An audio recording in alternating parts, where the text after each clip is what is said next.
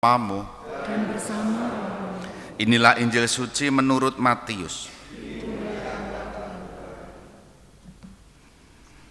Pada suatu hari Yesus menyeberang danau Genesaret dan tiba di daerah orang Gadara. Maka datanglah dari pekuburan 2 orang yang kerasukan setan menemui dia. Mereka itu sangat berbahaya sehingga tak seorang pun berani melalui jalan itu. Dan mereka itu pun berteriak, katanya, "Apakah urusanmu dengan kami, hai anak Allah? Adakah engkau datang kemari untuk menyiksa kami sebelum waktunya?" Tidak jauh dari mereka itu ada sejumlah besar babi sedang mencari makan. Maka setan-setan itu minta kepada Yesus, katanya, "Jika engkau mengusir kami, suruhlah kami pindah ke dalam kawanan babi itu."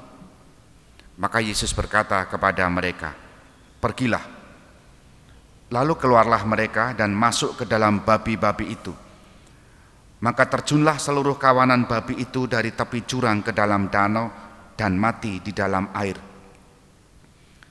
Para penjaga babi lari, dan setibanya di kota mereka menceritakan segala sesuatu, juga tentang 2 orang yang kerasukan itu. Maka keluarlah seluruh kota mendapatkan Yesus, dan setelah berjumpa dengan dia, mereka mendesak supaya ia meninggalkan mereka. Demikianlah sabda Tuhan. Terpujilah Kristus. Saudari-saudara yang terkasih, selamat pagi berkah dalam.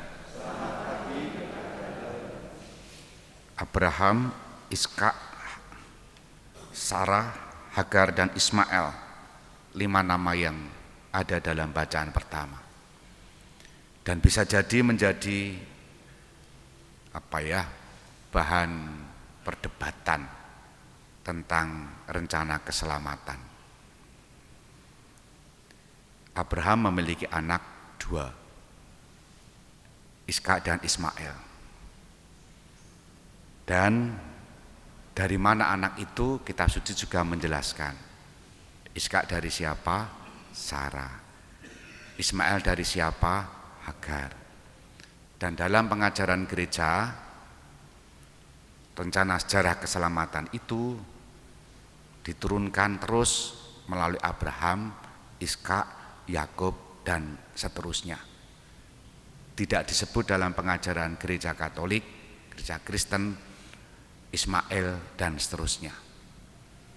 Apapun itu, bacaan pertama kitab Kejadian ini mengingatkan kita, Allah tetap mengasihi keduanya. Meskipun keturunan-keturunan sampai sekarang pun pada zaman ini masih berdebat siapa yang akan diselamatkan, siapa yang lebih besar, siapa yang lebih banyak. Kitab tadi juga menyebut Tuhan menjanjikan keturunan Ismail juga besar dan dia sebagai pemanah. Nah, saudari-saudara, dari kisah kejadian tadi kita belajar sekurang-kurangnya betapapun kisah hidup manusia, Allah tetap menyertai perjalanan hidupnya. Termasuk tadi si Ismail tadi nangis karena kekurangan air. Kita tahu air itu penting, apalagi di daerah sana yang padang gurun, yang haus, mudah haus, dan seterusnya.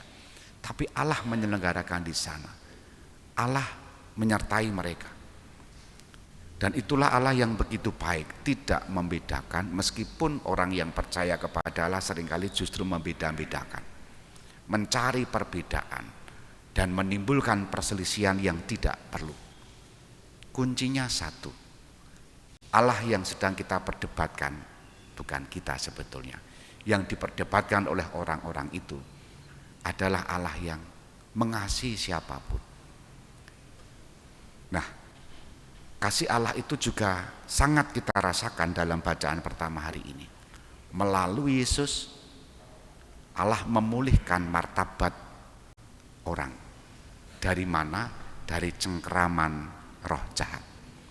Dan roh jahat tadi sudah ditaklukkan dan mereka sirna. Kendati roh jahat itu tidak hilang sampai sekarang. Pengaruhnya, kekuatannya masih besar. Jika manusia lena akan kena. Maka dua bacaan hari ini mengingatkan kita sekali lagi, Allah menyelenggarakan hidup kita. Allah senantiasa memelihara, dan kita percayakan seluruh hidup kita kepada kerahiman dan kemurahan hati Allah. Dari pihak kita diminta satu hal, mempercayakan seluruh hidup kita kepada Tuhan, memohon berkat-berkat Tuhan supaya dilindungi dari kuasa-kuasa kejahatan, supaya kita pun mendapatkan keselamatan sebagaimana yang dijanjikan oleh Allah sendiri. Kita hening sejenak.